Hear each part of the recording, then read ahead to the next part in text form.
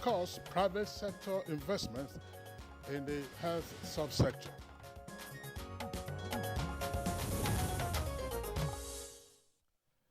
Well, the truth is that COVID-19 pandemic revealed a huge gap and deficiencies in many sectors of our national life, including the health sector. And for a developing nation like Nigeria, a lot needs to be done to change the tide. No question about that, Kirian. And as one takes a look at infrastructure, personnel, and other necessaries that make up the health sector, the general call now is for the private sector to partner with government at all levels to turn the tide for a strong win-win and prosperous healthcare system that citizens can be proud of and easily access.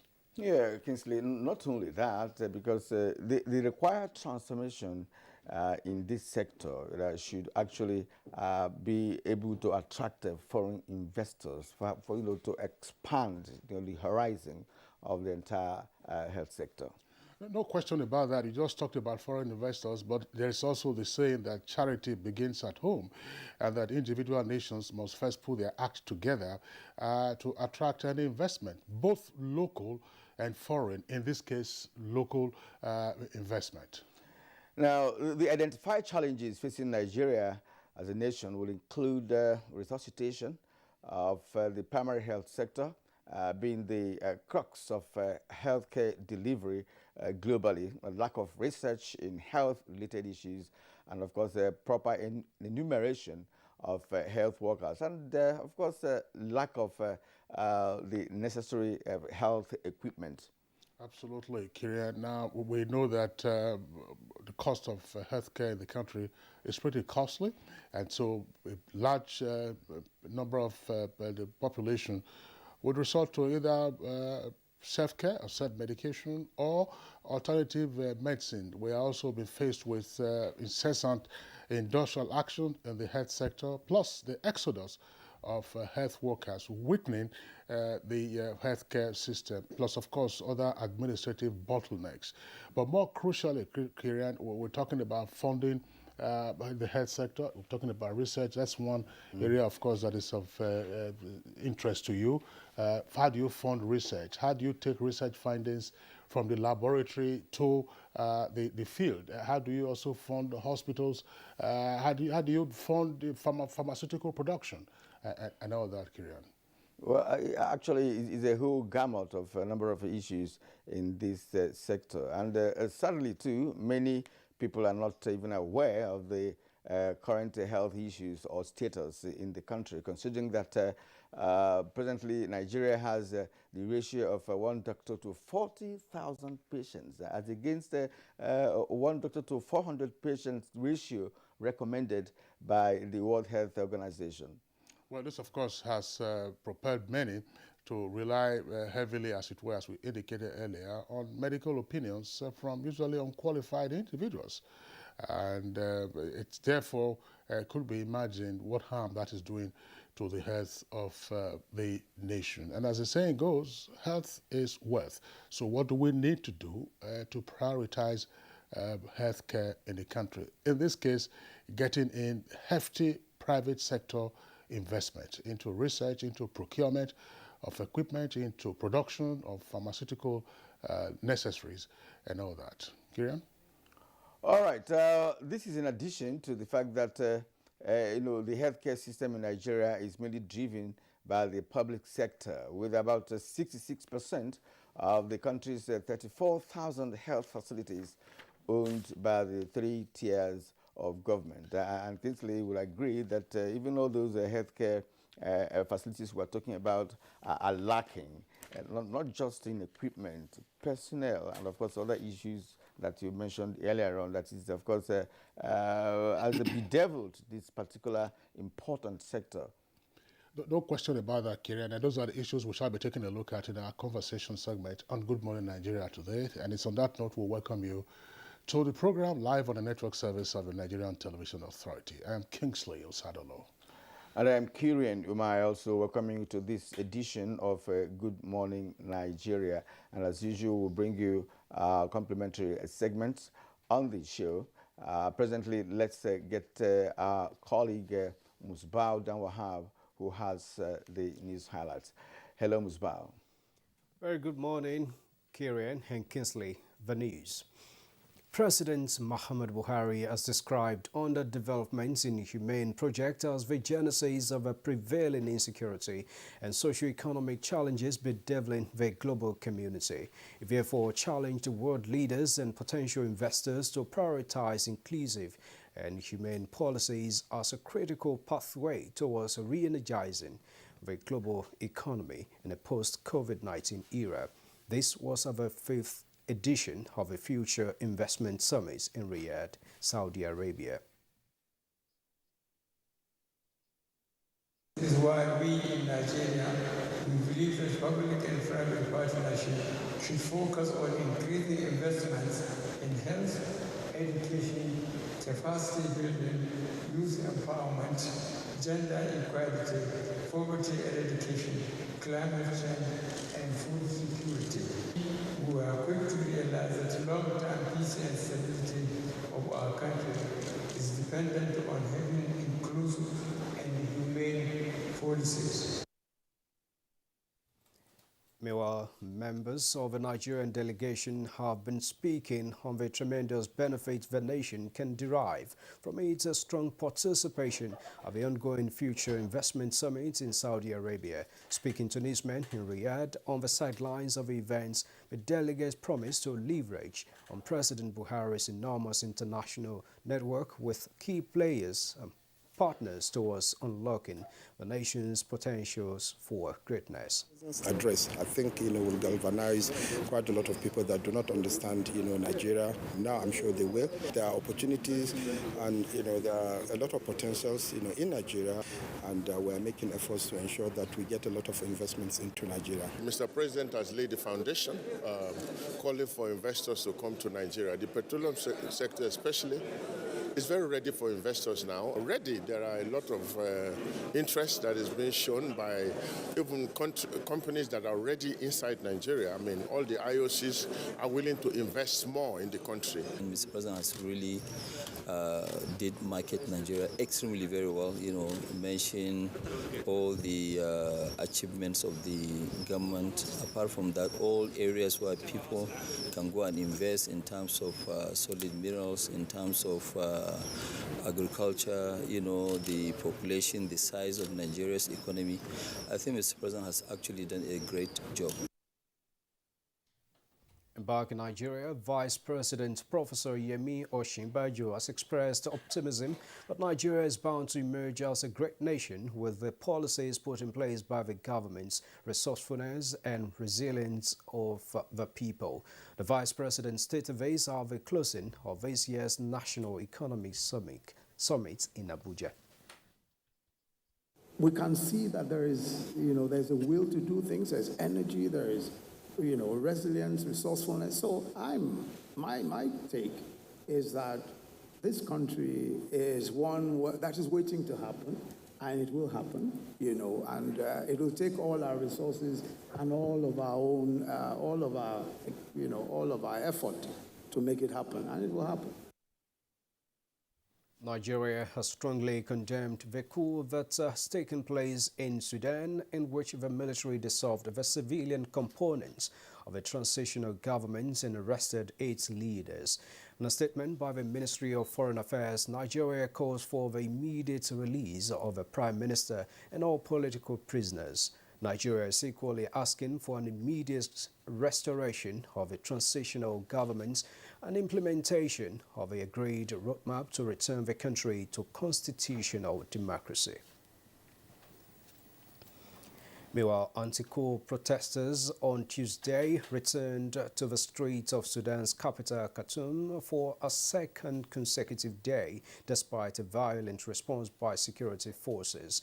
Sources of the Health Ministry told newsmen that about 7 people were killed on Monday, while the military also cut off access to the internet and closed some roads, bridges and the airport in Khartoum.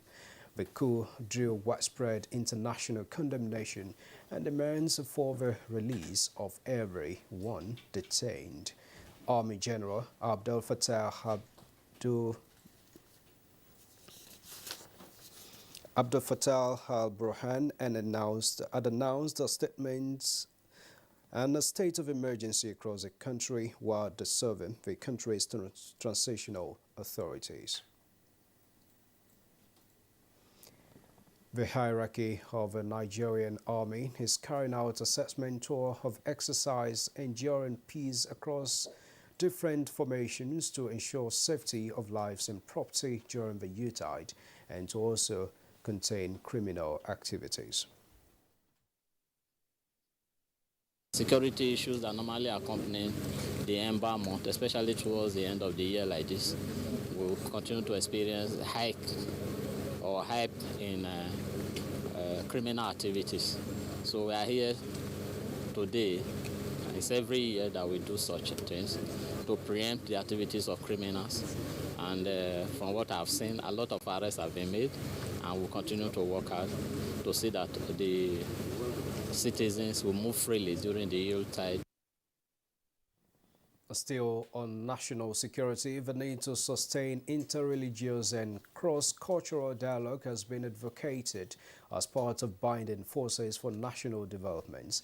This was the thrust at a one-day interreligious conference on addressing security challenges in Nigeria.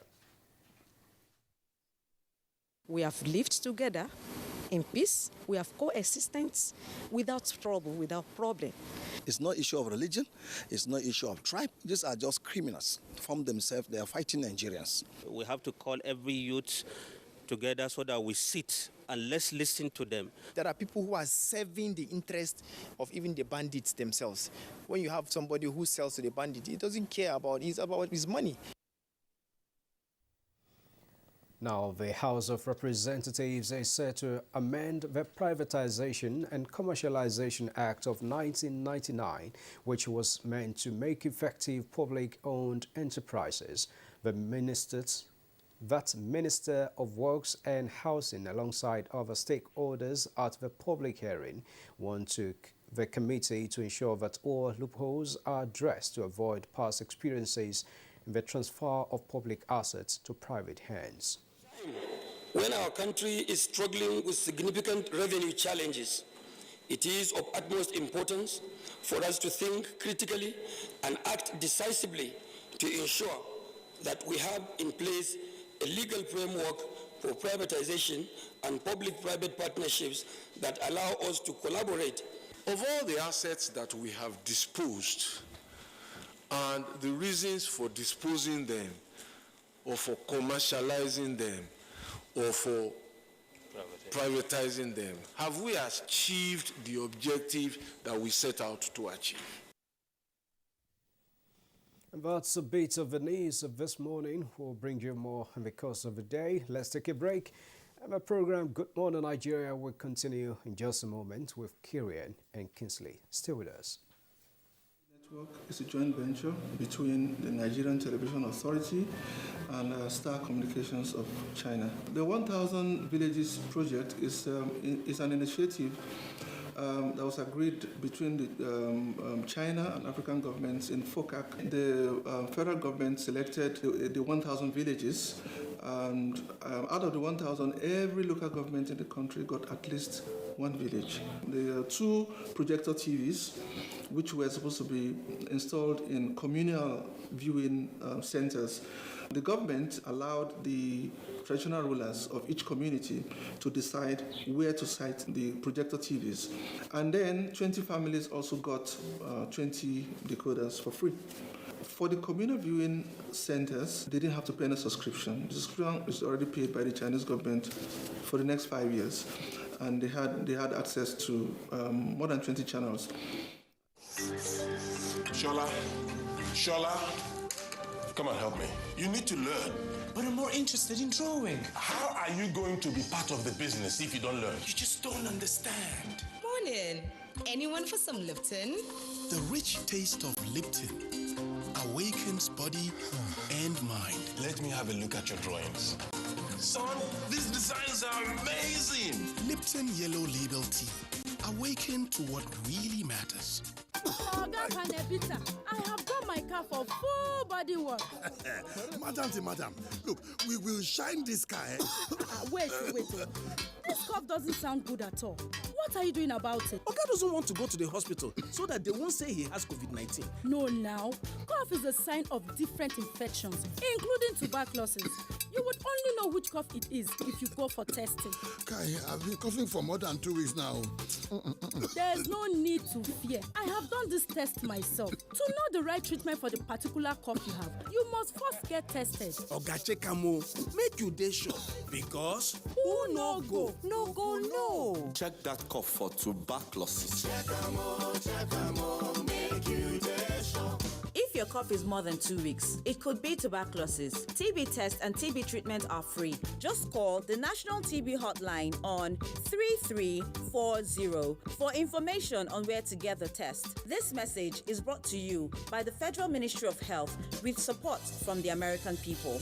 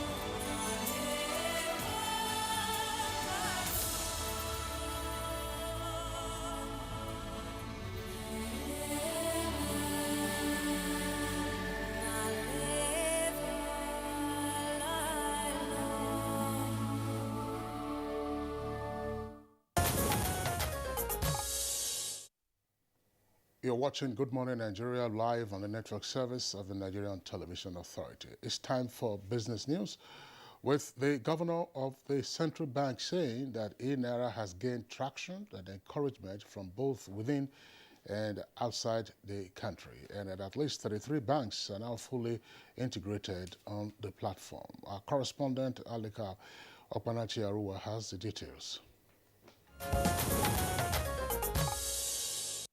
Governor Godwin Emefiele also says that about 500 million has been successfully minted by the CBN, with 200 million naira issued to financial institutions, and that over 2,000 customers have been on board, and more than 120 merchants have successfully registered on the e-Naira platform. The e-Naira website has seen over 2.5 million daily visits since its opening.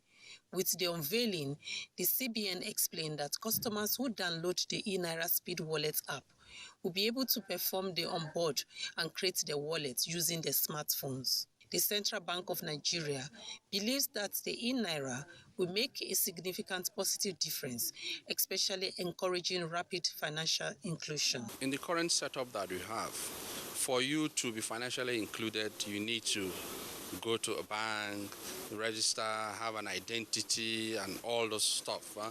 People that are in remote areas will need also to go to where there are those specific institutions before you can get, have a bank account. Now you can sit at the comfort of your house and create an e-wallet account. From that e-wallet account, you're already in the central bank data system because you already have your details. You're already into the formal financial system.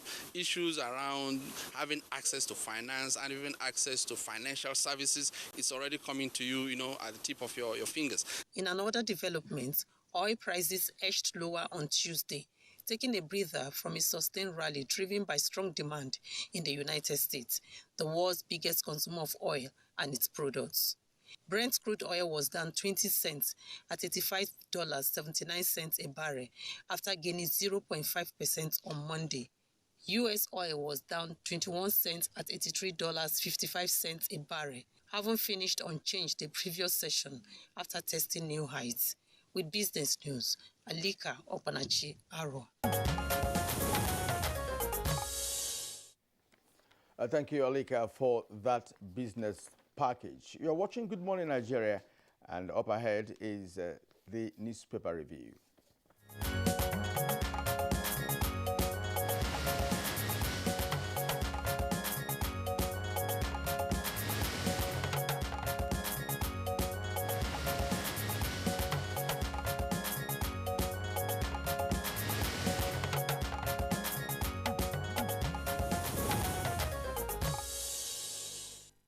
Toyobi, our newspaper reviewer, is with us in the studios. Bayo, good morning and welcome. Thank you, Kingsley. Good morning. Good morning, Kyrian. Yeah, Bayo, good to see you. Thank you. Good morning, Nigeria. All right, we'll begin with the Punch newspaper.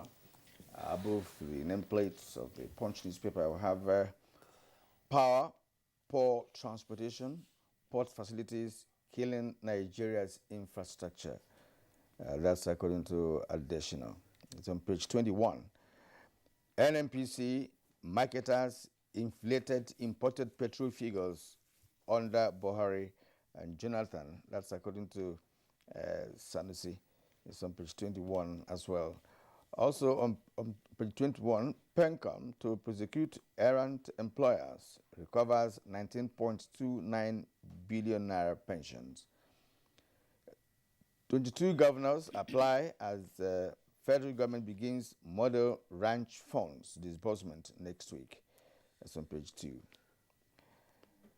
E-Naira app hits 100,000 downloads in 24 hours amid complaints.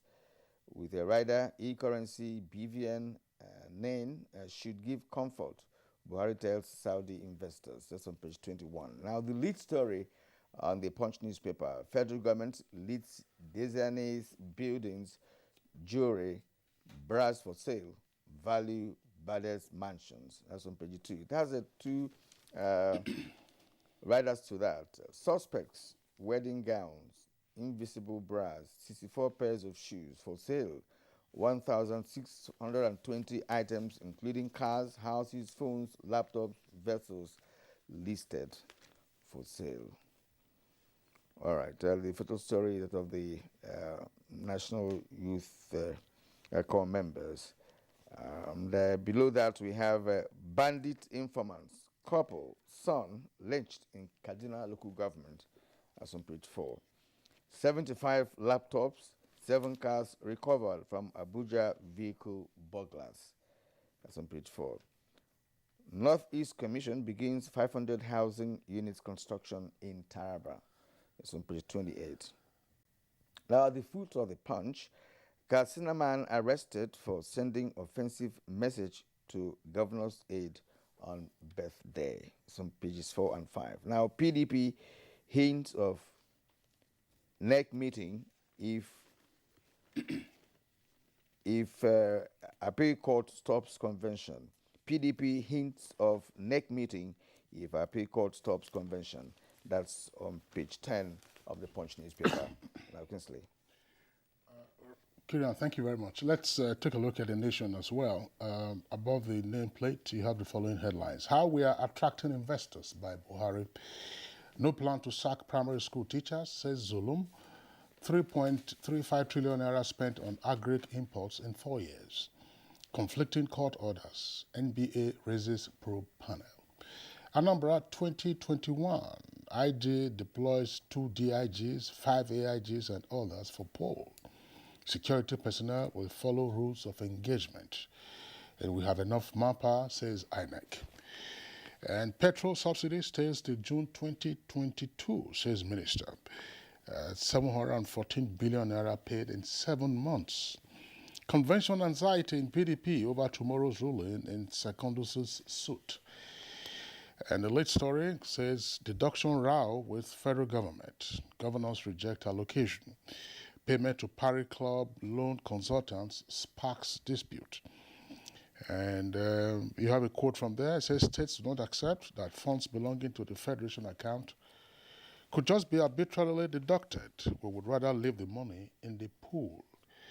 Sokoto Assembly okays 28.7 billion naira loan for Tambuwal. Family of 3 lynched. That's on page 3. Bayo. Thank you, Kingsley. Let's start with the story about the programs under the National Transformation Program for Livestock. 22 governors have applied for funds under the model ranch. Indication was given by the Senior Special Assistant to the President on Agriculture, Mr. Andrew Kishawari. The states include all the states in the Northeast and North Central, Kano, Kaduna, Katsina and Zamfara in northwest, and Ondo Ekiti in southwest, as well as the Ebonyi in southeast. The program is the delivery program carried out by the National Livestock Program to solve the critical problems of header farmers' crisis.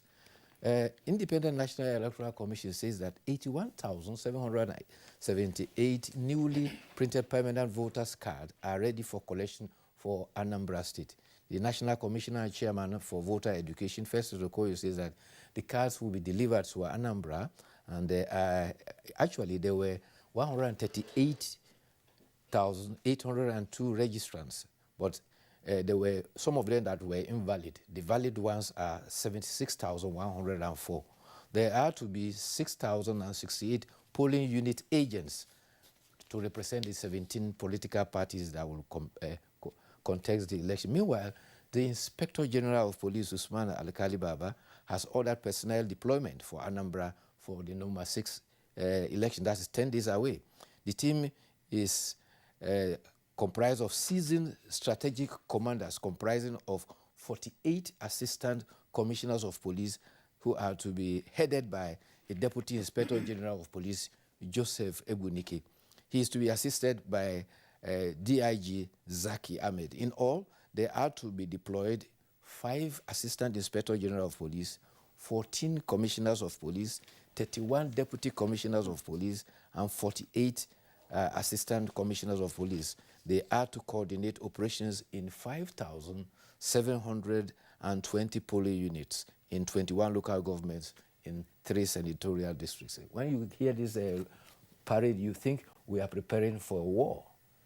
Elections should be a peaceful atmosphere. In fact, some of our neighbor countries, West African coast, when they vote, they go about their normal duties and you won't even know that voting is going on. It's not quite unlike our own that we deliberately have to shut processes, restrict movement so that people can vote. I think we should continue to grow and mature to become a democratic society that allow things to go politically. We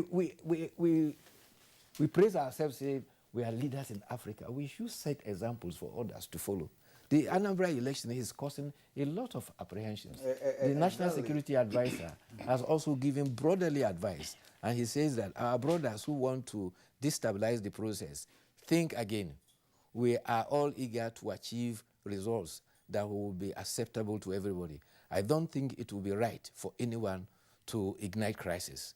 Major General Mongono retired warned, we are going to ensure that the people of Anambra undergo the exercise without any incident. Historically speaking, even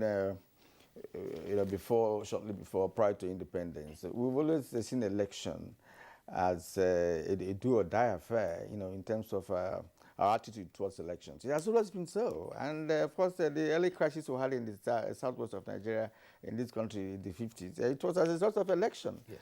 And we thought that that could have been over even when we joined the Second Republic.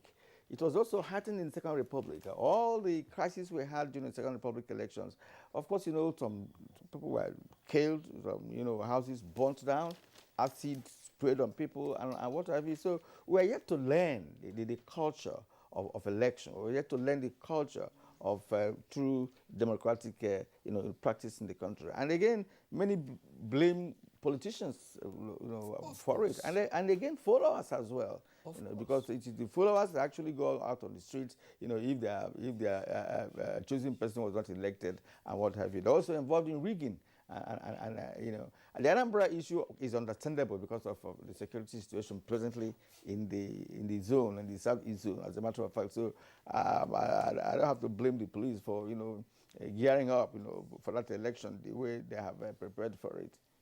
Well, there's no saying the fact that the president has given instructions that there must be election in Anambra. It must be free, it must be fair, it must be credible. No question about that. Anambra is a litmus test, as it were, for INEC and the security agencies. INEC has already refuted a report that its ad hoc staff had resigned en masse on account of the security situation in Anambra ahead of the election. So preparatory to the polls, we'll see how things go, and just be sure that the hotheads do not invite trouble upon themselves. There's the lead story that Kirian read from the Punch newspaper, and I'm just curious about it. The headline says, federal government, that's from the Punch now, federal government lists Desiane's buildings, jewelry and bras for sale, values Bade's mansions. There's also there's suspects' wedding gowns, invisible bras, and 64 pairs of shoes for sale. Bade, of course, is Alex Bade. That's the late Chief of Defense Staff. Yes. Part of the details in the story says that items listed are 125 pieces of wedding gowns. I'm just wondering, how many times did or has Desiane married? She's been married just once. So was she running a boutique, or did they get that from a boutique? 145 wedding gowns. She's not married to Alison Madwick, you know, who of course lost his first wife. And then it says for 73 pieces of hard flour, 11 pieces of suits, and then you have 30 pieces of braziers, and 2 pieces of standing fan. And then, of course, you have the other item, the bras that I don't know whether they have indicated whether these are used bras or whether they are brand new bras, because health experts indicate, particularly those who patronize select, make a select, you know, when you're at Yaba in Lagos by the right, so that you are advised not to go and use or pick the underwear that have been used, whether bras or otherwise. So are these ones used, or they are still? I'm just curious. Yes, what I have to say about that is the fact that when you are involved in a primitive acquisition of wealth, you can go out of your way, you know, to become a spendthrift. As a matter of fact, those gowns may not have been worn.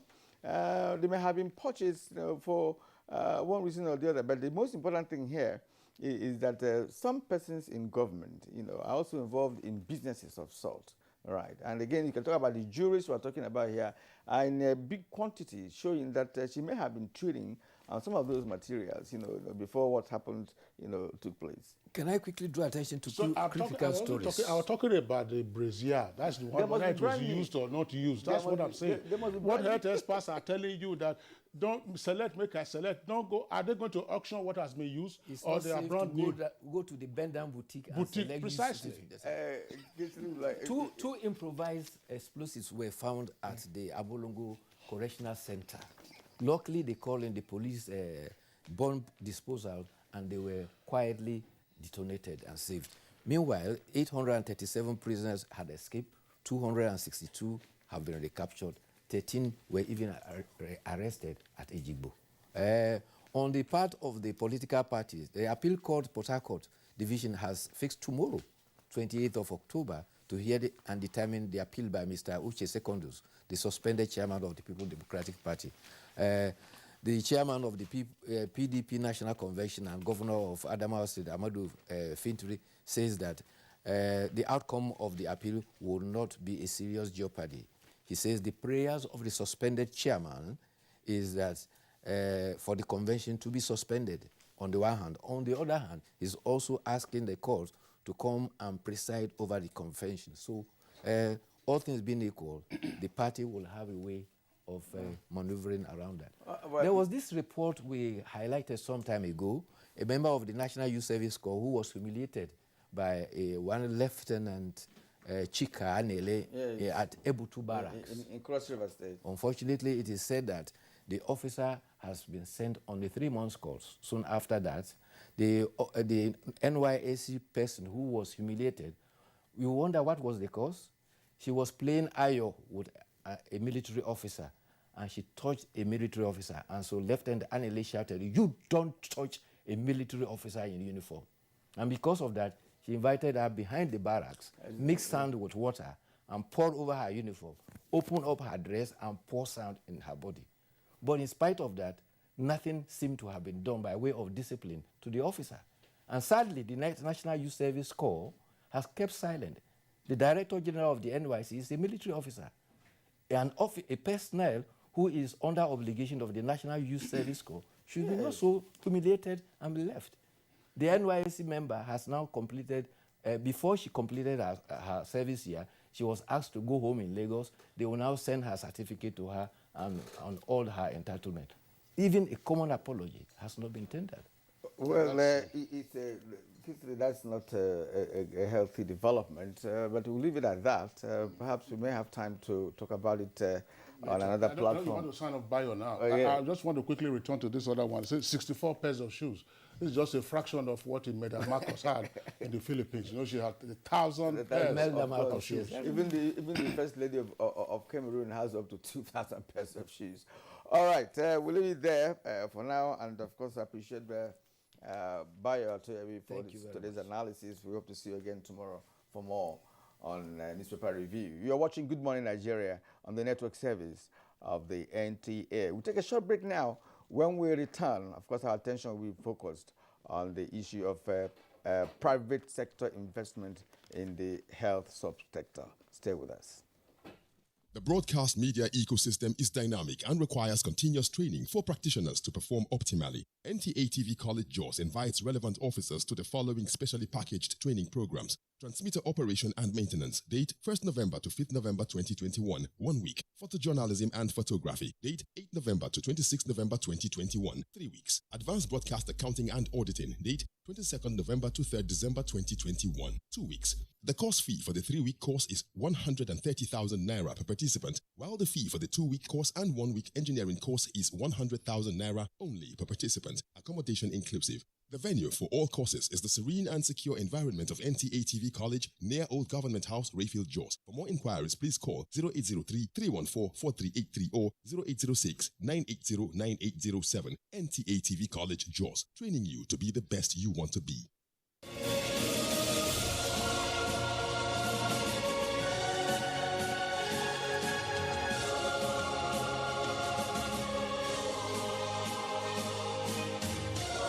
We are all Nigerians. Against all odds, we shall and must remain united. We may have our challenges, our problems, and setbacks. However, together we shall overcome them all. What doesn't break us shall make us stronger. This is the mindset that shall bring peace, progress, and prosperity to our beloved country. Do not let tribal and religious sentiments govern how you think, act, or feel. Don't be influenced by those who want to destroy our precious national unity.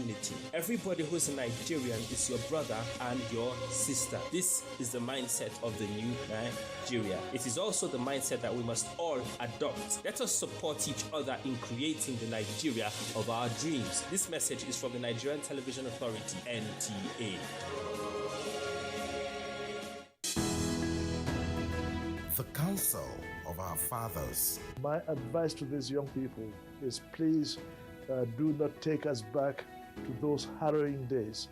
You probably do not know what it is. Nigerian youths, let's build our nation together.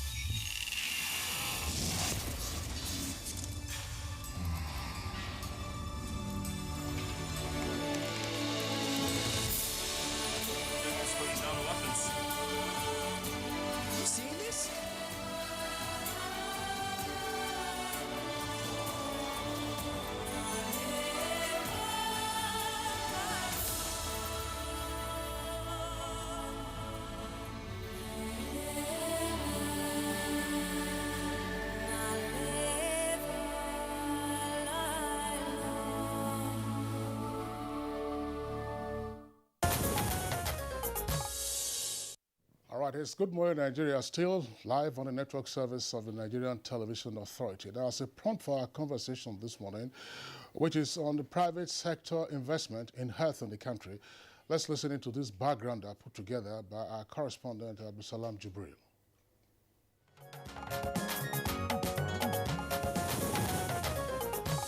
According to the popular saying, health is wealth, a healthy population enables a developed and prosperous nation. In Nigeria, The healthcare sector, many say, leaves a lot to be desired. A trip to many public hospitals across the country reveals the challenges faced by the sector. This has led to the country's unenviable health statistics and indices. For instance, maternal mortality in Nigeria is among the highest in the world, as well as the infant mortality rate. Data from the U.S. Centers for Disease Control and Prevention reveals that 97% of the population is at risk of malaria, and the disease accounts for more deaths in Nigeria than anywhere in the world. Some experts maintain that these statistics is as a result of the sector's lack of infrastructure, as well as underdevelopment and several other challenges. These challenges include the exodus of healthcare workers, incessant strikes, high cost of healthcare, weak budgetary funding, lack of healthcare workers in rural areas, among others. However, hope is not lost. Recent infrastructure improvements is helping the nation to end polio and fight diseases such as Ebola and COVID-19. Nigeria has also implemented a decentralized disease control network and better vaccine storage methods. Experts have also commenced advocacy for private sector partnership with the government to ensure a complete turnaround and revitalization of the sector. As Nigeria strives towards an improved healthcare sector that will benefit Nigerians, what more can the private sector contribute towards making this a reality? Guests on the program will give their perspectives shortly.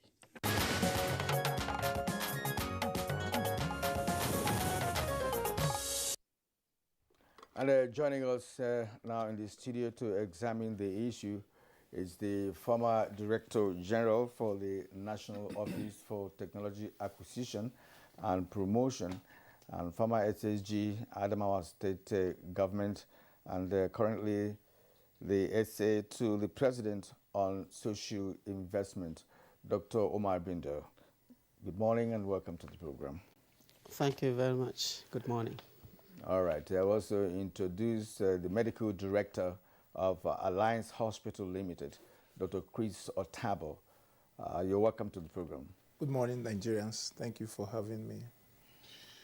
All right. We also have with us in the studios this morning the senior partner, KPMG, and chair of KPMG Africa, Mr. Kunle Elebute. Mr. Elebute, pleasure to have you with us this morning. Thank you very much. And joining us via Zoom for this conversation from Lagos is the Director General of the Nigerian Institute of Medical Research, Professor Babatunde Salako. Professor Salako, delight to have you with us this morning.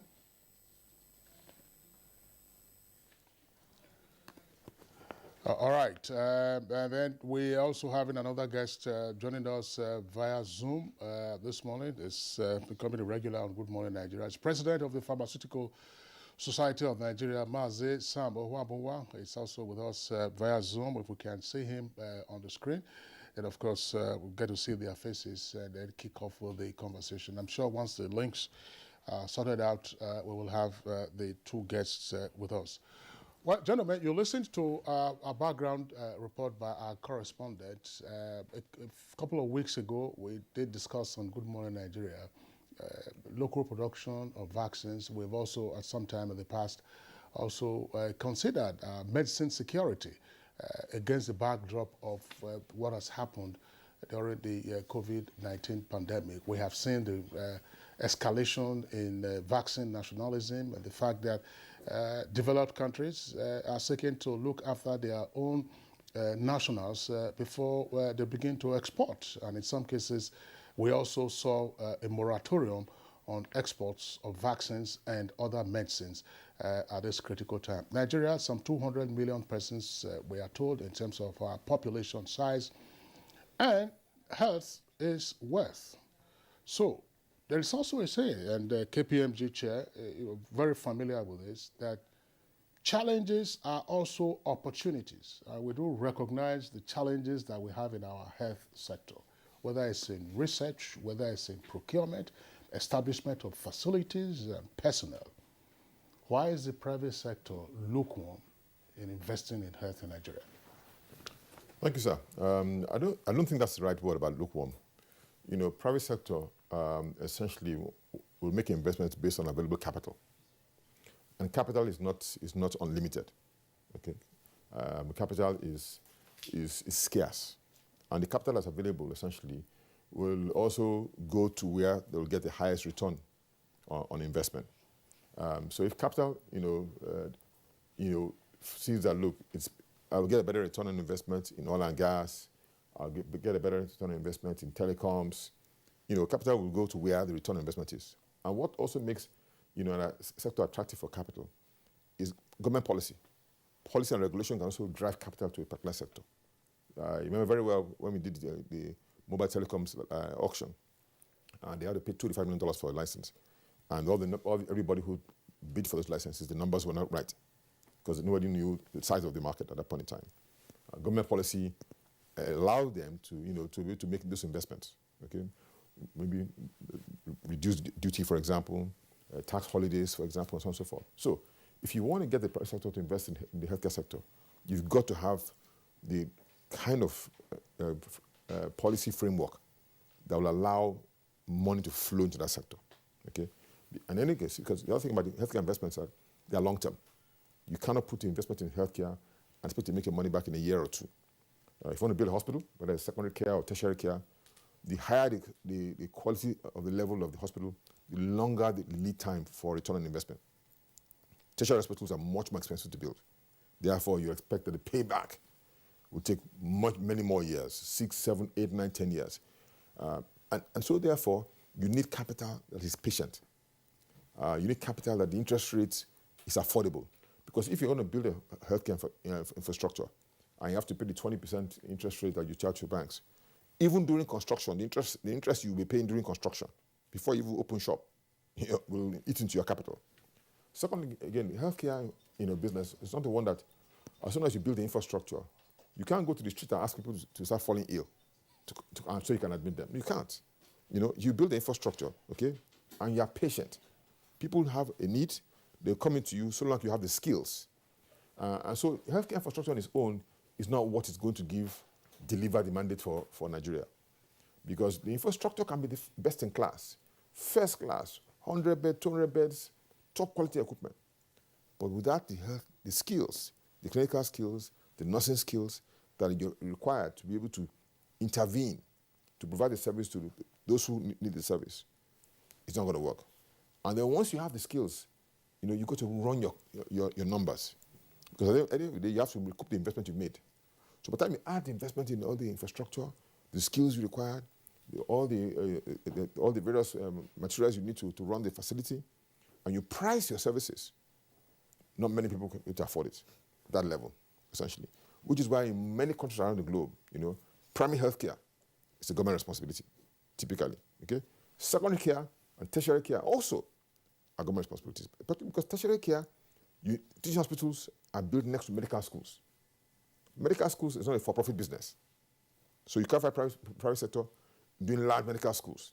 But medical schools produce the clinical skills you require into the infrastructure. So there are too many constraints to allow the private sector to invest in the way they should in this market. And therefore, capital will flow elsewhere. So you put a business plan together for a healthcare infrastructure project. You take it to if it's bankable, and by the time the lender asks you so many different questions, this and that and that and that, the lender is going to say, guys, this is not attractive for me to give you money. So how are you going to fund it? Right? And even when you want to fund any kind of investment, there's equity, which is money from the pocket of these promoters, and there's debt, which has been long-term. So, give an example. India, many years ago before, now we see the outcome of medical tourism. But 30 years ago, Indian government decided that healthcare infrastructure was going to be classified as infrastructure. Okay? And they had a policy in their country that all infrastructure financing, single digits interest rate, nothing more than 9%. Okay? But the bank will say, okay, if the cost of money is higher than 9%, who gives me the difference? Government says, okay, I subsidize that interest cost, mainly for infrastructure, healthcare infrastructure. Right? So that is, it makes it affordable for capital to flow to that sector. Secondly, What the government did also was many doctors in India had left the country, just like Nigeria are doing now. By working for the NHS, working overseas, they went there to go and recruit them back. Now, if a guy is any XYZ income in the UK or US, and want to bring him back to your home country, he won't come and work for less. If he comes to work for less, he can stay where he is. Why? He has to pay children's school fees, so on and so forth. Okay? So you come back into the country, and we guarantee that you get the income that you are getting where you were coming from before, net of taxes, then you can bring the skills in. And then you have, and on top of that, of course, the Indian market alone couldn't pay for just the infrastructure. They then went and do medical tourism. So you have foreigners coming in who will pay a higher tariff than local guys. By the time you do all the numbers, boom, it works. An explosion of medical tourism in India. Okay? We can do it in Nigeria. We have lots of Nigerians in diaspora overseas. Doctors in the US, doctors in the UK, nurses and so on and so forth.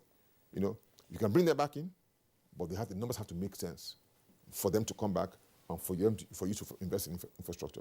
If the numbers don't make sense, capital won't flow that sector. All right. Thank you very much indeed. We'll get back to you. But for now, let's once again welcome guests via Zoom, the DG, Nigerian Institute of Medical Research, Professor Babatunde Salako. So you're welcome to the program. Sorry, I didn't get that. Good morning. All right, you're welcome. We can hear you very clearly. And again, the president of the Pharmaceutical Society of Nigeria, Mazi Samuel Huabonwa, we also like to welcome you to the program this morning. Thank you very much. Good morning, gentlemen. Good morning, Nigeria. All right. The first speaker, Dr. Bindel, the first speaker actually harped on a number of inhibitive issues, that are making it difficult or a big challenge, for the private sector to venture into a health sector as it should be. You are now the essay to the president on social investment, and I want you to give us an idea of what the policy framework, for investment is, and how it is affecting this particular sector with respect to foreign investment in the sector. He talked about capital that should be patient. He talked about technical skills that are lacking. He talked about infrastructure and what have you. So from your own point of view, what should be the right framework, to open up this sector to attract foreign investment? Well, thank you very much. The senior executive of KPMG, I think, has set a very wonderful background on the orientation of the private sector when it comes to any investment. This is capitalistic and very profit oriented, and therefore, if it doesn't make sense, they will not put their resources in. And they normally attract their resources at also at a very high price, so they want return on investment. But health is a social service. That's why he concluded by saying only government can be able to look at this in a realistic way. But the government looks at things based on policy. So the policy has to be sharp, and health is a very, very highly biological and natural science in nature. And therefore, it needs, like he said, very, very excellent human capital base. If you don't have good understanding of the science, of the technology, of the delivery timeline, it will not work. Secondly, he mentioned infrastructure. If you don't have hospitals, it's infrastructure in Nigeria, things like it's buildings or roads. A building can be a shop. The same building can become a school the following day. The same building can become a pharmacy. But when we say hospital, it means a functional building related to the provision of health services to people. So it has to be good. Third, the knowledge, which is intangible, is a big problem for Nigeria. These intangible things, we are tangible people. If you can't see it, it's like it doesn't exist. But science and technology are intangible things. Well, you can see a professor with a very weird gown and you don't know that he has a multi-billion-dollar asset in his head. In Nigeria, you just shove him off and say, you can't sit here. But when you see Babariga, starch, and big phone, iPhone, and so on, you say, Rankadede, and you give him the bigger seat. Why? Because we're tangible people. We like big cars. We like big houses, and so on. So this knowledge, we must understand too is an asset. But where do you get it from? You get it from schools. It starts from the basic to secondary school, to universities, then to research institutions. He said it's an investment that is long-term. It is long-term. So if your schools are not good, you will not get doctors. I mean, you can't plant oranges and get cassava. It doesn't work like that. So the social investment of the federal government is not the private sector investment type. It is investment in understanding the needs of the poor and vulnerable, and we have many of them in this country, and trying to pour knowledge, resources, commitment, and so on to shock treat that. In the health sector, it's a big gap there. When a lot of people don't have sanitation facilities, of course you are going to have the effects of lack of sanitation. Typhoid, malaria, and so on will hit you. If you are not drinking clean water, of course the issues to do with healthcare and waterborne diseases and so on will hit you. If you don't have good shelter, you will not sleep well. You will wake up with headache and you are confused and you cannot be able to focus. So the chain of the effects of poverty and vulnerability on this sector is huge. And therefore, literally, we have professors here. We have many professors and scientists listening. And I see my friend Professor Martin coming here. You see him like he wants to jump out of the screen. Yes, it's not because he is like that. It's because of the frustration of the knowledge worker who has knowledge assets in them and who can see clearly how we can do this. And then somehow the policies are not tied. I was Director General of NOTA, and the only option we have, if we cannot produce the infrastructure, the human capital, is to import it from other places. And when you get foreign medicines, foreign equipment, foreign bits and pieces to build your hospital, it is at a price. No, there's no, Father Christmas has died long time ago.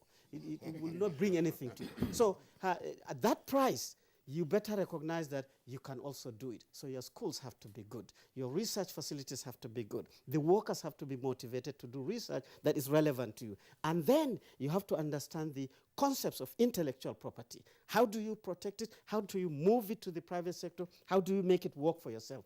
This value chain is the key for Nigeria to understand. Dr. Omar Bindre, thank you very much. I hope it will be a lovely Christmas, by which time Father Christmas would have woken up again, so that Santa Claus is back on track. Dr. Omar Bindre, thanks a lot. As you said, you talked about knowledge. You also talked about the value chain. And that's why I want to bring you now, Professor Babatunde Salako. Professor Babatunde Salako, well, we can look at private sector investment along the value chain in the health sector. Now, taking it from the top range, which is the research institute to which you belong, we've heard on a number of occasions, you've been our guest on Good Morning Nigeria. NIPRID, which is the Institute for Pharmaceutical Research, has complained about absence of funding or just the lack of recognition of investment opportunities in research outcomes. For instance, I mean, we've heard now that there is a malaria vaccine that is ready. Are we saying that those with deep pockets, that is to say those who have the money, in this case usually the private sector, they didn't recognize that malaria has been a challenge for us for the ages, and therefore an investment in research to develop malaria vaccines could be helpful, which speaks to intellectual property. That's the intangible aspect. What is it that has been your experience in the research field, and what do you cry for? Thank you very much. I believe the challenge is the fact that the business in research and health is not well known to a lot of the private sector, or just that because there are no policies on ground that support the development of innovations that private sector could take part in, just as we have in the so-called Silicon Valley in the US, where you have an area where research institutes and universities produce innovation. And then there are quite a number of private sector companies built around the place that take on the innovations and turn it into business, such that the return investment comes quite early and people can make money from research and from health. What we have in our environment is that we do not have policies that support the use of homegrown innovations. When you eventually develop them, you need to begin to look for entrepreneurs who will show interest to take this up. Of course, we have put a lot of benchmark for Nigerian on foreign standards, and therefore the innovations that are produced at home will have to compete with this to be able to get the attention of investors. The only way will be for government policy to support such innovations, especially if they've been found to work as well as those foreign standards, to ensure that Nigerians or the Nigerian hospital or health system begins to use some of those innovations. NIPRID, for example, you said developed the NIPRISAND for sickle cell management. And that has been a challenge for them because they've not been able to put it into the market as much as they want it to be. There are other little small devices that have been produced, especially in the last few months from us in particular, 2 COVID test kits. And recently we just came up with 2 test kits for Lassa and yellow fever. And we are still struggling to get investors to even approach us to show interest in some of these things. So we need to have policies from government that will support the use of some of these things locally, because people will not put their money in things that they know people will not buy. And the things we have at home that has to compete with the international devices that are already doing the same work have a lot of challenge against which they need to work to be able to compete effectively with them.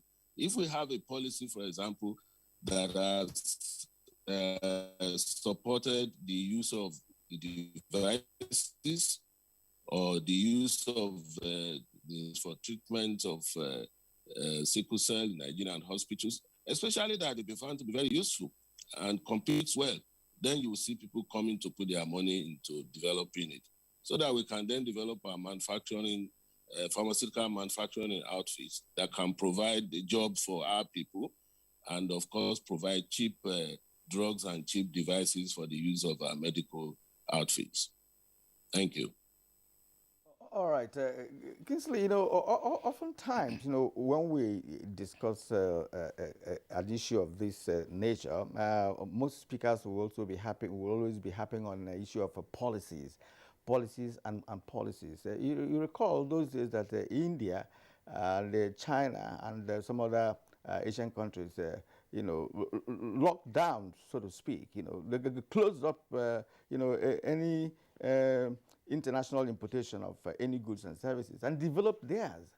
It happened. And what I get to hear is that some policies are not supporting innovations, but these innovations are there. Should government now force private individuals to engage in innovations? There are so many research results that are there that have been promoted. Just as rightly pointed out, the issue of that of sickle cell by NIPRID, and many others like that. And no person has been compared or should be compared to engage in that. Is it because of our own attitude towards foreign things? Because government has a number of policies that are supporting some of these innovations. For instance, we had the Order 5, which is encouraging, ensuring that we engage in, local production and local use of our own products. Yet, the private sector is not heeding to that. So I'm just wondering, how can it be possible to ensure that those with deep pockets can engage in production, especially when we have research results that are there, yearning for mass production? All right, that's just by the way. But let's get to Mazi Ohuebo. What's going to happen when you are in the pharmaceutical industry, and pharmacy is a key component of the health sector. Let's share your experience with respect to the issue of having our drugs produced locally and avoid the widespread importation of drugs.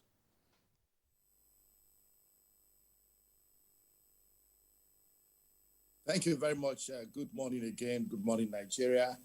I want to congratulate NTA for the focus they are putting around healthcare in recent times. And I believe that is actually what we ought to be doing.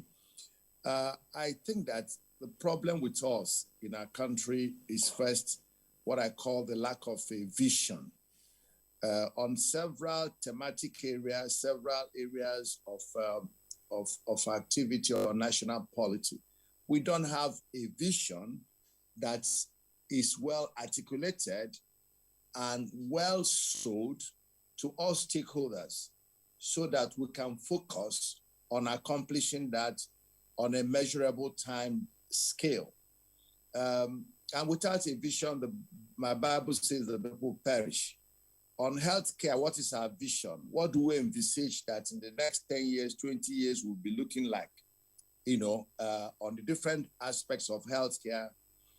If we have a vision, let's say in pharmaceutical production or local production of pharmaceuticals, and then decide the role that will be played by government, the private sector, the other stakeholders to bring its fulfillment at a given time scale, that is where to start with. Thereafter, we now say, okay, this is where we want to be. This is where we are. What do we need to do? What resources do we need? What kind of things do we need? These are the things that help us. Today, we're taking people who are going to university. They are being trained. Their training we're not planning how to absorb them when they leave school. We are having more children. We're not looking at where will they go to school or how many new schools do we need to build to accommodate the children. People are going to school. What is the opportunity for them to get to work when they finish school? These are the things, the lacuna we have. So that is one principal thing. Second is the alignment, policy incongruence, the alignment. One aspect of policy will say one thing, another policy will counter it. Take, for example, during the COVID era, there were concessions given to the pharmaceutical and healthcare industry. But when you got to the custom was interested in revenue generation, and there was lack of congruence and policy consistency. Thirdly, is that in our planning, sir, we need to understand that whatever belongs to this nation, whether it is private sector, whether it is public sector, belong to the nation. They represent the national asset. So our planning should include what are we doing when government is talking about building health centers. They should be talking about building private institutions, private pharmacies, private hospitals, private clinics. All this should be part of the planning. And that will then open us up to know what we lack in the private sector, in the public sector. Do we have adequate opportunity in the private sector? And therefore, as Elebute said in the beginning, what are the things that will make the private sector tick? Private sector responds to incentives and also the operating environment, especially in a global world where resources are scarce, and therefore they're attracted to regimes and to environment where those resources are better welcomed, better nursed, and better rewarded. So we may have policies, but if these policies do not drill down to say, and I give you an example, there was a policy about local production that by year 2005, 70% of national products for pharmaceutical consumption, especially essential medicine, should be produced locally. Today, we're still doing between 40 and 50 if we got into that level. And that's because of some of the issues which my friend raised earlier on. Funding is an issue. Policy is an issue, the tenure. And then above all, the national environment. Today, Nigeria has a low external rating in terms of a viable place for investment. Investment flows around the whole country. So my points are, the major issue is let's have a holistic national vision, plan in detail, and put the right motivation for each sector, the public sector, the private sector, and so that cohesively we can all arrive at that destination on agreed date. When there's not this consistency and monitoring and follow-up, people just do follow what they call the least line of resistance and do what they can do, coping with all these imponderables and inconsistencies. So planning is critical, consistency is critical, leadership is critical to achieving these desired goals in healthcare provision by the private sector. All right. Thank you very much, Mazia Wamuwa, there for your contribution. We'll return to you in the course of the conversation. Let's come back to our Abuja studios. Dr. Chris Otabo, we've kept you on pause while the other guests were making their pitches. Dr. Otabo, of course, is a consultant orthopedic surgeon and also managing director of Alliance Hospital here in Abuja. So, private sector, you also have an experience with investing in a healthcare facility that is heavily patronized. But what, in your opinion, are the major impediments to private capital investment in Nigeria's healthcare sector? Thank you very much for having me. I've listened very keenly to all the very brilliant presentations by the other panelists. I cannot but agree with most of the things that have been said. As a player in the private sector, I have first-hand experience of the things that are plaguing the Nigerian healthcare system. And if things continue like this, we will never get investments because there are major issues. Let me start from where the professor of pharmacy stopped. He talked about competition. He talked about the government attitude. The government, the handlers of the government institutions, they see the private sector as competitors instead of collaborators. That's where the problem is. I always tell people, Harvard University is privately owned. Apple is privately owned. General Motors is privately owned. Johns Hopkins University, where they produce most of the brilliant graduates in America, privately owned. At a time, Obama put in billions of dollars to revive General Motors. Even if you are making people, individuals, to become rich, they are rich for the nations. They will still employ people. So look at the Presidential Committee on Healthcare Reform.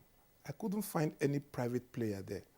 Everybody, you want to reform healthcare sector, and you are bringing the same people who are the problem to reform the system. It's not going to work. Recently, I imported some equipment from China, and it took 3 weeks for the equipment to get to the port. Then it took 5 months for it to leave the port to get to me in Abuja. Rubbish. I mean, if I got money from the bank to pay for those equipment, I'm already paying interest. Why? I've not received the goods. I imported the MRI in the hospital from China, and I asked the Chinese, my Chinese partners to send me their engineers since it has arrived. It took 6 months for them to come. Why? The Chinese guy told me that, Dr. Tabo, we don't have a problem. We went to your embassy in Beijing, and they said they don't have paper for visa. He said, Dr. Tabo, this is the truth. They didn't have paper to give them visa. I mean, it's rubbish. So these are some of the issues. See, there's an office in the presidency, the Ease of Doing Business office. It's headed by the vice president. For me, that's the most important office in this country at the moment. The most important, because if they can take out the bottlenecks, then things will be a lot easier for us to run with. No private person wants to put his money in a complex situation. People come from outside, they want to do business, they have to go through government institutions. And then the body language is what is there for me. I mean, they are not even thinking about what the people will benefit. They are thinking about what's my own. And if you are not going to discuss, that thing is not going to fly. So the issues are many. Taxation. in my hospital, there are at least 10 different taxes that come. Radio, television tax, tax for kiosk. That I have a TV in the hospital, I must be taxed for it. A signboard tax, withholding tax, tenement rate. It's choking. Hospitals are closing up because of all these things. He mentioned the issue of India. 99% of the Nigerians that go to India for healthcare, 99% of them go to private hospitals, not government hospitals. Why? I mean, the situation with Nigeria and India, they are almost the same in terms of indices. Maternal mortality is high there. Infant mortality is high. Their government hospitals are like rat houses. You have to lobby a nurse to give you a clean bed sheet. You can't stay there. But there are moments of brilliance, centers of brilliance that the Indian government have encouraged the private players to work with. They gave them facilities at very low interest rates, and they encouraged them by their policies, tax breaks and all that. And what do you have? You have the Fortis hospitals of this world, all the various private hospitals that have become reference points around the world. And so Nigerians now go there. We spend over $1 billion on medical tourism every year. And that could easily happen here. The hospital is just a tip of the iceberg in the healthcare industry. I mean, there's so much more. Okay, yes, last week I asked for 100 cartons of normal saline. That's the least thing that you can get in the hospital. If someone is in shock, emergencies, you want to set a drip and let the normal saline flow. They called me and said, sorry, Dr. Tabo, we cannot give you 100 cartons of normal saline. The maximum we can give you now is 5 cartons because it is scarce. I was embarrassed. Normal saline. Does it mean that we cannot produce normal saline in Nigeria? We can't produce basic things, fundamental things. The reason why healthcare is cheap in India and Egypt, I've been to Egypt, I've been I've sent patients to India. Our cost price is almost the same, or even cheaper. Apart from the transport cost, you will get surgeries cheaper in India than in Nigeria, and definitely so in Egypt. Why is it so?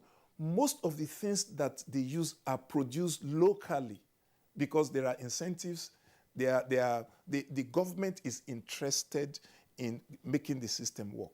Here, the implants I use for my surgeries are imported. The drugs I use for my kidney transplant patients are imported. Almost everything. I get goods from China almost every month. And these are things that can easily be produced here if government will look into it. So the issues are many, and things are not going to change. We need leadership in the healthcare sector. Leadership. That is what, in my opinion, is missing at the moment. I'll stop here. Yes, really, these very, very crucial matters that you have raised as someone who is directly involved in the private sector practice in the medical field. Let's bring in again Mr. Kunle Lebuta. You listened to what he said. In fact, actually, he even raised some of the points that you made in your earlier speech. Incentives, tax breaks, that we can achieve centers of brilliance as it is in India if government focuses attention on what can be done in terms of remediations now. Now, in your view, what should be done, right? Because from what Mazo Habonwa said and others did say, it does appear that there is a planlessness in this sector. So my view is that let's shift the paradigm. We've always said that health is a social service. And so as long as you say it's a social service, the expectation is that government is the one who's going to fund it. Government is going to write the check to build infrastructure, to pay the salaries and wages, and keep up the momentum to the level where, look, I come from a medical background. Okay, my parents were doctors for many, many years. My late father ran Luth for 4 years as chief medical director, 700-bed hospital. In the 70s and the 60s and 80s, it was top 5 hospital in Africa. Okay, you had a first-class medical school next door. You had the topmost professors before they started going to Middle East when the Naira collapsed in the early 80s. Mid-80s. Far from early 80s, when the exchange rate collapsed and they all sudden leaving. So if government cannot fund this sector, let's change the paradigm and let's say healthcare is an economy on its own. And there's money to be made for everybody. Let's share that cake. Okay? That's what they did in India, like you heard on the table. Okay? So even if you go to an Apollo hospital in Delhi, 900 beds, the land for that development was given by government. Government gave us, but government said, in return, 20% of the beds must be for indigent patients. Let people, poor people, access that healthcare next to nothing. So how do you run the numbers for that kind of hospital? So Apollo has to then look for clients, patients that are coming that pay insurance at the higher rates, and they go for international medical tourism at a much even higher tariff. So in the same hospital, using the same facilities, it's almost like in an aircraft. You can have people in the same ward for the same ailments, but they're paid different tariff. The poor man, supported by government, is probably paying nothing. The patient that for health insurance is paying different tariff. The patient that came from Nigeria for the same treatment, different tariff. But I run the numbers, then that hospital infrastructure pays back.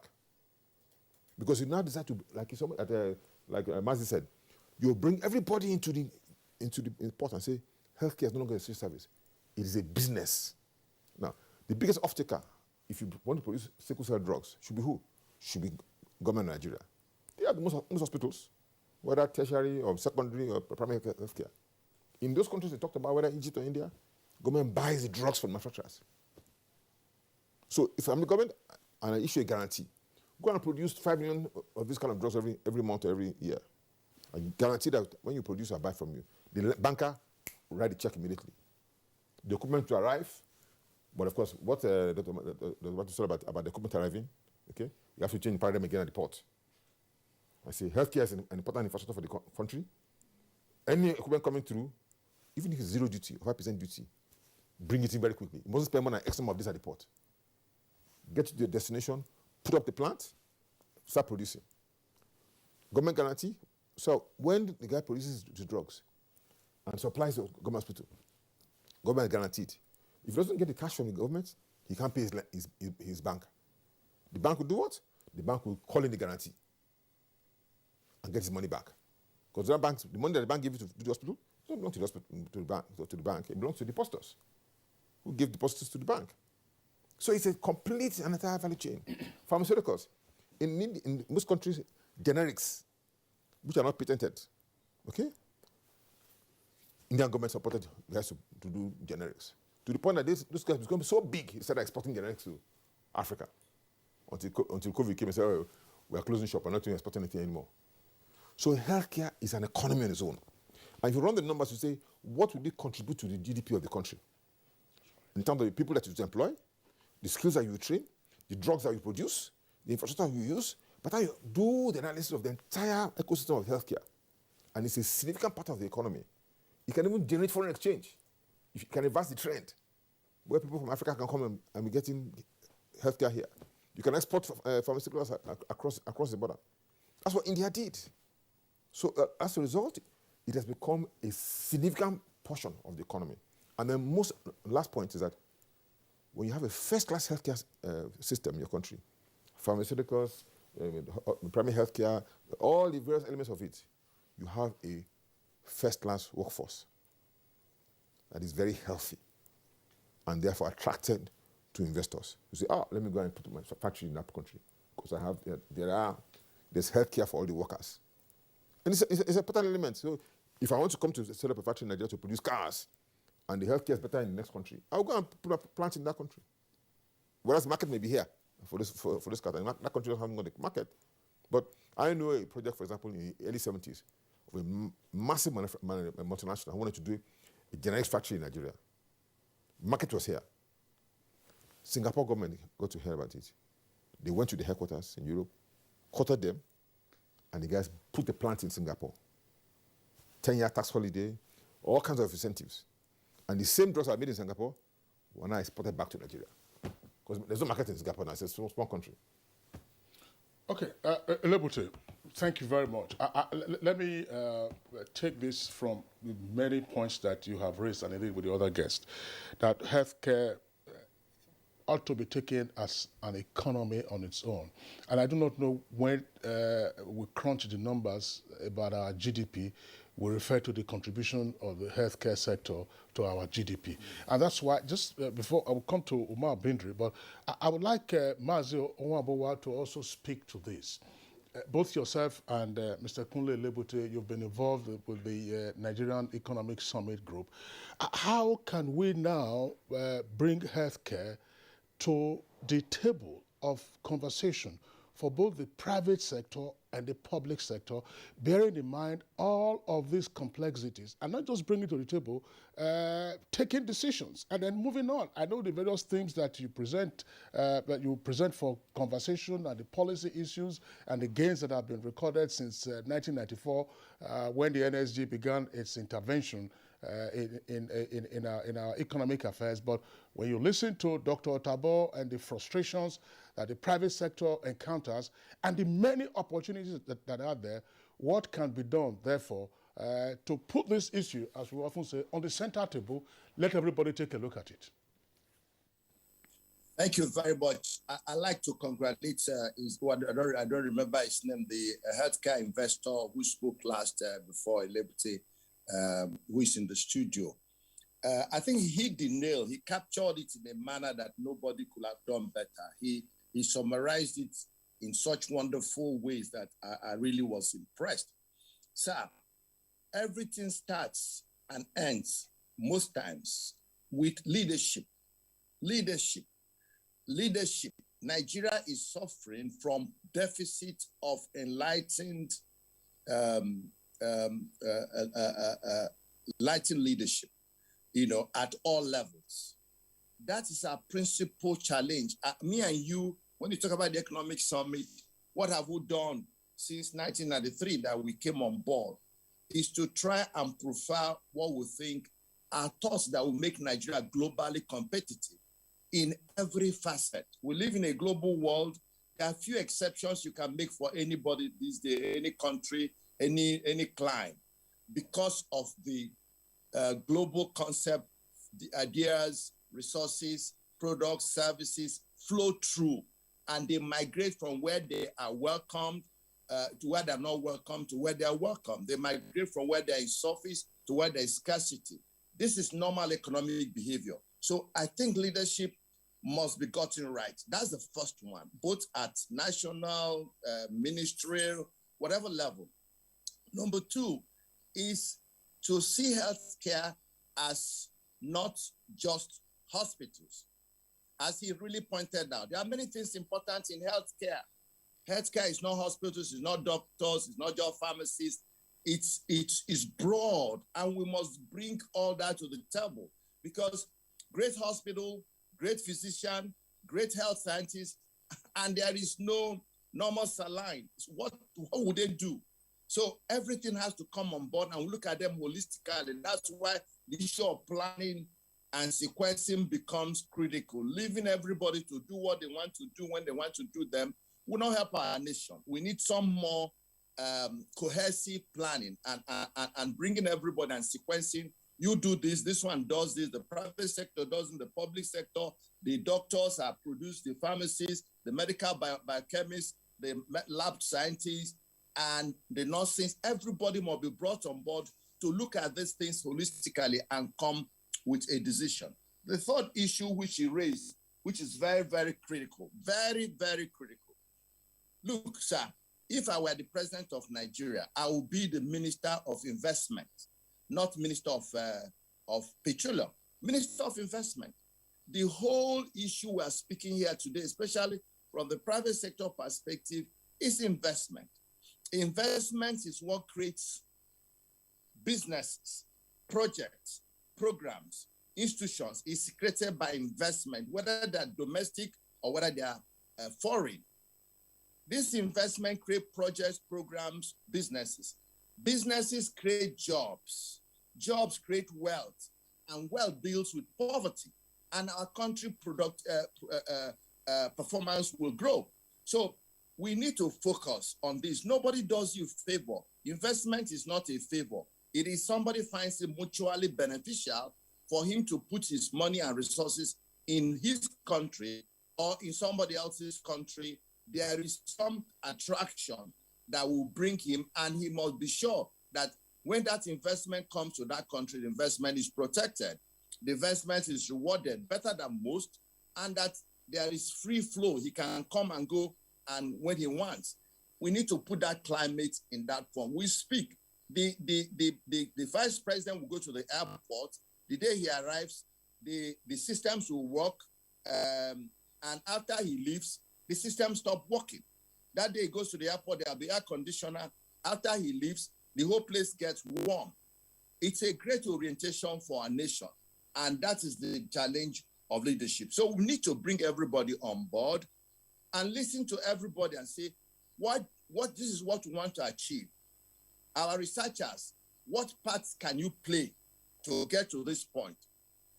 Our investors, our financiers, what can you do? Everybody has to be on table. When you take planning and make it purely a public sector event, it may not just work. You need all hands. And that's what the NSG has been preaching. The summit that's held yesterday, 2 days ago, we are held in bringing everybody on board. But after that, there is need for implementation. There is also lack of implementation capacity. Government listens to us. We make recommendations. These recommendations are put up in shelves and kept, and nobody goes back to them. Next year, we'll come to the same conference. That's why people have been tired of attending some of these summits and conferences. Even though we can say, thank God, there are some measurable achievements in terms of philosophical move from a pariah nation to a nation that is aiming to be globally competitive. But the same, our rate of success cannot be equated to the effort we have put in organizing these conferences. So leadership, looking at healthcare as broad and bringing all actors. If those you hear about in newspapers, there are those who are in healthcare you don't hear about, but they're also as important as all of us. So bring us, healthcare is a team effort. It's not a one-man effort. You have a minister who is a medical doctor, Minister of State's medical doctor, minister, everybody. It's as if we are focusing on one profession or one group. It doesn't work. For us to get the best, let everybody get together and be given their due and respect, and they make contributions. And then we have the capacity to execute this through proper leadership that is enlightened and completely global in its perspective. Well, many Nigerians who are watching and listening to contributions I guess are making this one will be wondering whether nothing has ever been done in this sector, because from all indications, it does appear that one needs to go back to the drawing board, to redesign, and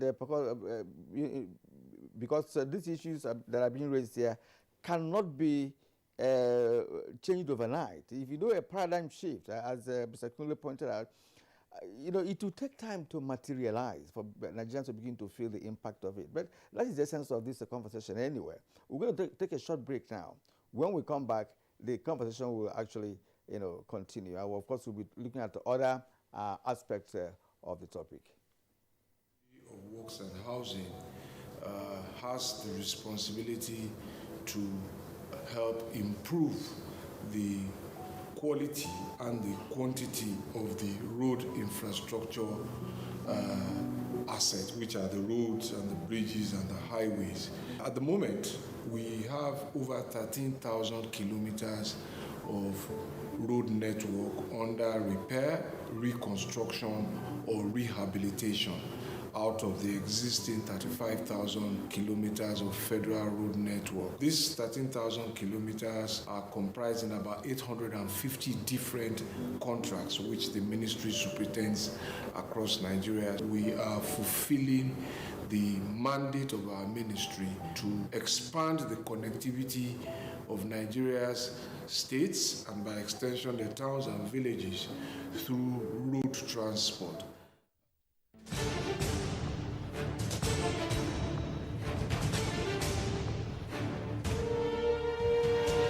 Finally, the hero of Nigeria's democracy has arrived. He shall usher us into a new phase of development, peace, and prosperity. He is the father of the new Nigeria, His Excellency President Muhammadu Buhari, GCFR. Welcome to another season of giving Nigerians hope yet again. We are sure of a great future for both ourselves and generations yet unborn. We look forward to your leading us as a nation into our manifest destiny. Though the challenges against us as a people are many, we know that your leadership shall set us on the right path to our greatness. A new dawn beckons on us all, and having you as our president is a precursor to this. Thank you for believing in Nigeria. This message is from the Nigerian Television Authority, NTA.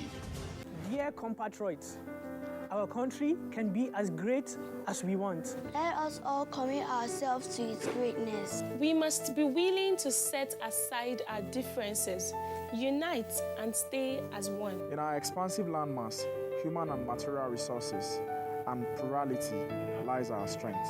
Let our challenges lead us to rediscover our common ground, and together, let's find solutions. This will take some time, so it requires patience, tolerance, and forgiveness from every one of us. Let all hands come on deck to protect and transform our country. Let us unite and see each other not as adversaries, but as brothers and sisters. Together, we can build a better Nigeria for ourselves and for the next generations. This message is brought to you by the National Orientation Agency, NOA, with support from Nigerian Television Authority, NTA. The family of Iweka of Uoha village in Onwa East LGA of Edo State cordially invites you to the funeral ceremony of our dearly beloved father, husband, uncle, grandfather, and great-grandfather, late Pa Charles Uzojare Iweka, aged 87. Funeral arrangement, Thursday 28 October. Body leaves mortuary to his hometown, number 3, Upper Ivyoko Quarters, Uoha, Onwa East Local Government Area.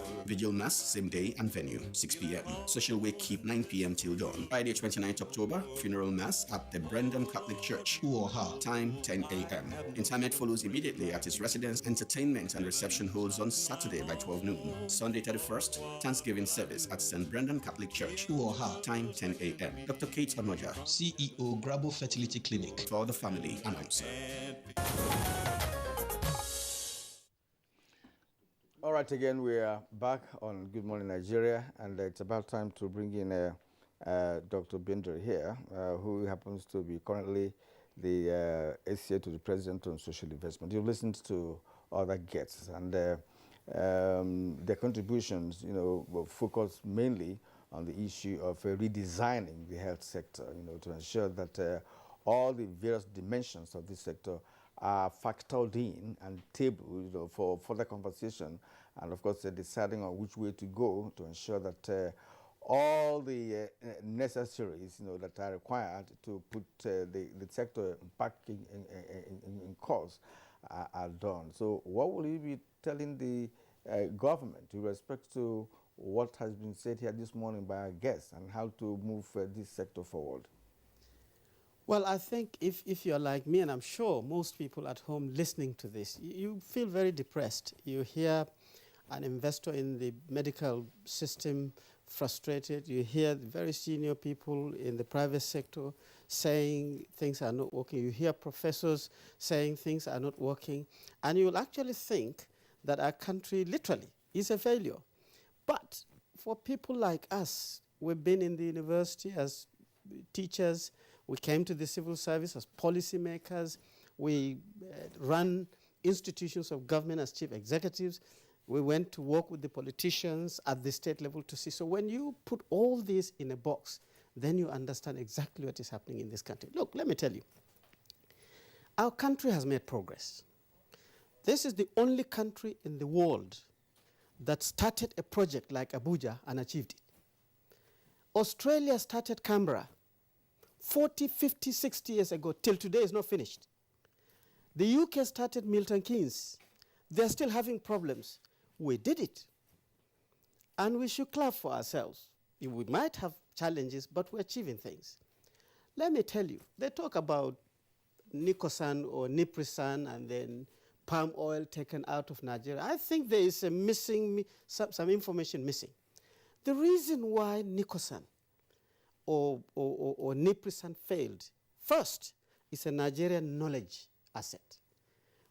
In fact, it started from a Babalawo level and then got normalized and then became a patentable technology.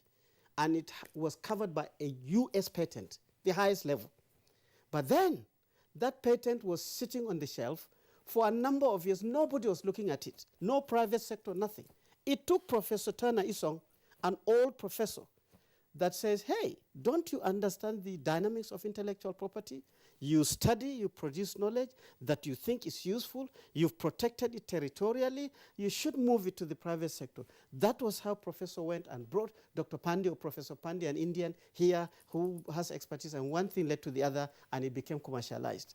But I can tell you, because we don't understand the dynamics of licensing intellectual property, immediately we started seeing Nicosan and the multiplications of the dollars that will come out of it. The Nigerian factor jumped into it and we killed it.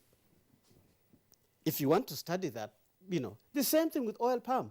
What was the Nigerian factor? The Nigerian factor was that when there is money and you see that you calculate large pool of people with sickle cell anemia in the Caribbean, large pool of sickle people in the Gulf, and then a lot in Africa. You multiply and you see billions of dollars, and it is an Indian licensee sitting in your country making it. Something tells you that if we can just squeeze this guy out, we can be able to make money out of it.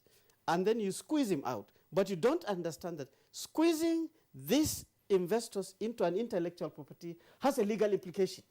You squeeze and it goes with the license, and then you get yourself into trouble. And that is exactly what happened. We got ourselves into trouble. The company, it was in Gwagwalada here. We were producing the capsules. But anyway, same thing with oil palm. Malaysians didn't come here to just carry oil palm, the simplistic way people are putting it. Like us, we traveled to other countries. We came with superior knowledge. All these people, we tried to apply it in our country. They came for a course here. We have an oil palm research institute. They saw this. They took it. In fact, the first time they took that knowledge to Malaysia, the thing flowered and couldn't produce any fruit. They came back again to find out. It's a knowledge thing. But by the time they understood it, they now started crossing and multiplying. They developed the genetics. They now can produce oil palm like this with a kernel very small so that you get the red oil. Or oil palm seed like this with a big kernel so that they get the oleochemical. They decided to maneuver it, and that was how they took over, because they invested in the R&D. They invested in the people. So referring to the healthcare sector does not stand by itself. The railway system operating helps the healthcare sector because you can move patients and equipment. Electricity has to also be developed. Without that, the healthcare sector cannot survive. So the whole thing is very, very important. But the thing is, I like what the professor said, is leadership. Look, policy-wise, we've tried. If I review from 1999, when Obasanjo was there, we did needs. After Obasanjo, late President Yaradua, may God be with him, we did 7-point agenda. We were all there. If you're 40 years and above, you are in Hilton or whatever listening to it and contributing to Accenture and so on and so forth. After Yaradua, his vice took transformation agenda. After his vice, this government, we did the change mantra. And now we're doing all these, 100 million people out of poverty in the next 10 years. So policy-wise, it's not that our leaders don't care. All these policies is for us to actually be able to inch forward and make progress. And we are all involved. When it comes to the knowledge system where you get it, this country has over 200 conventional universities. And in every university, like any other university, there are professors, lecture theaters, laboratories, and everything. We're producing large numbers of people. But what comforts me is that I'm not like Doctor. I don't compare Nigeria with the US. We are a developing country. And when you are a developing country, it is a code that you have institutionalized doing the wrong thing. The day you also change and you start doing the right things, you will also develop. And that what brings to the leadership. It's all of us. So I agree with all that they're doing, but there are fundamental things. And like Erufai said, if we intellectuals, if we that know the problem, if we the practitioners decide to say politics is not our own, and we stay by the side and leave politics to people who don't discuss like this, then the problem will continue to snowball. You know, Dr. Bindri, thank you very much. There's one aspect I would like you to also speak to, intellectual property. which is in patents or trademarks and so on and so forth. And as you have indicated, there are research outputs, not just from NIMA, that's the medical research where we have Professor Salako as Director General and part of the conversation this morning, NIPRID, FIRO, that's the Institute of Industrial Research at Oshodi in Lagos, has generated a number of products and ideas. But how do you link research institutes or the ground with the market, with the town, where you have the investors? How do you, because the investors are not just going to come to you, there's an acknowledgement by researchers that they don't have good marketing skills, which is not their fault. So how do we expose the intellectual property inherent in what they have conceptualized to say, look, mass produce this, and say to investors, look, there is a big market here, get it done. You know, very briefly, this is a very big, you see, it's science, technology, and innovation. Science eggheads in the laboratories, in the workshops, coming up with things that are crazy that could be able to provide solutions. But that in itself is not as useful as people think. And you become professor and world-renowned for just the science. And you can absolutely be that useless if you continue maintaining this group of people. You need another group to translate this knowledge into technology. But the output of technology is not these prototypes that you continue seeing all over. These are proofs of concept. But technology is intellectual property, because now you have come up with something that is applicable. For example, a patent. A patent is only a piece of paper. It is a certificate of occupancy of that knowledge, just like your house. You don't have a certificate of occupancy, somebody enters that house, you cannot chase them out very, very easily. The same thing if you have knowledge, tangible, sitting on the table, if you don't have that piece of paper to protect it, if somebody takes it and starts using it, you cannot say, oh, this is mine. So you need a patent. When you have a patent and it is sitting on the table, it is a liability, because every year you have to service it, you have to pay some money. You now have to move into innovation, and that is where private sector is. Private sector will not touch your technology if it is not protected. Why? Because competition, fake, and whatever can just, flood the whole place. All right, let's pause you there. Let's pause you there because time is not on our side this morning. You've spoken well about the issue of patenting and what have you. But the important thing to note here is that over the years, so many items have been patented. So many research results have been patented, yet there's this difficulty in getting the private sector involved. That's the question Kingsley was trying to put to you. There is this difficulty in moving a research result from the laboratory to the production sector. That has always been the problem. That's why when Ohabma was talking about vision, Salaka was also talking about the same thing. There's no concerted effort. There's no centralized decision-taking method to say, look, this nation must achieve this. Let's go and you get it achieved. That's intellectual property. It is not there. It is not there. It doesn't. That's just the major problem. Time is on our side, so let's go to Professor Salako. Please to give us your own closing remarks. You can also touch on a number of issues that have been raised this morning on this very all-important topic. Yeah, thank you very much. I believe that the issues that we're discussing does not lie with government alone. It also has something to do with the community. I'll be talking about the research community, the university and the institutes. I believe most of the things that have been produced in terms of results of research, innovation, patents, and co. Needs to be exposed to the private sector. And there has to be maybe a particular organ of the university, like a private commercial technology transfer company that each university or research institute needs to register with government, such that the only job these people do is to work between the inventors in the universities and the private sectors. Because the university researchers are not trained as in commercial inventions to the market. So this sort of company can then work for them, look at what inventions within the university that can be transferable to private sector that can enjoy the kind of market interest that the private sector will want. This is something we have seen in some of the universities in Israel, and that is how a lot of their inventions have been transferred to the market, and it has become business. The universities also need to begin to realize the business in research, such that it's not just about publishing and getting promotion, that some of the results of research must necessarily be transferable or translatable, so to speak, so that it can get to the community and it can become very useful.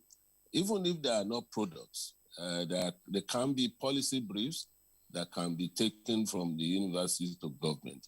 If this is done quite often, we will be able to ensure the meeting of the town and gown, which is very necessary for the inventions from the university to get to the patients or the people. Thank you. All right, thank you very much, Professor Salako, for your closing thoughts and recommendations. Now, let's also come back to Dr. Chris Otabo. Dr. Chris Otabo, let's have your closing thoughts. We know that it's a broad table that we have touched on today. What would you like to see going forward? Thank you. If you look at the 2020 budget, 440 billion naira was budgeted by the federal government for health. If you add another, say 200 billion, that comes to about 600 billion for 200 million people. That translates to 3,000 naira per person for a Nigerian. That's abysmally low. We need to fill the gap. I would advise that the federal government should just focus on primary health care and create an enabling environment for tertiary health care by the private sector. There's an office in the Federal Ministry of Health, headed by a director. It's the Public-Private Partnership Department. That director should be the busiest director at the moment. Because it's through private-public partnership that it can harness the private sector resources to invest in healthcare.